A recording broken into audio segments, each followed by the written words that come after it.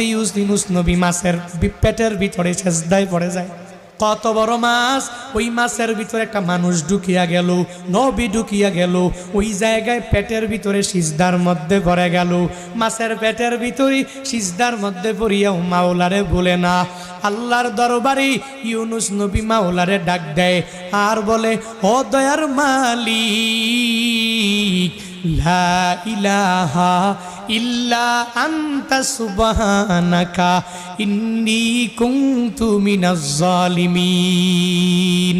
ওই মাছের পেটের মধ্যে ইউনুস নবী ওই জায়গায় আমার মাওলারে ভুলে নাই। এই মাছের পেটেও অন্ধকারের মধ্যে ওই জায়গায় সিজদার মধ্যে পড়ে ইউনুস নবী আল্লাহরে জানায়া দেয়। প্রথমবার আল্লাহকে কি বলে? লা ইলাহা ইল্লা আনতা, ও আল্লাহ তুমি সারা দুনিয়াতে আমার কোনো মাবুদ নাই। ওর দয়ার মালিক।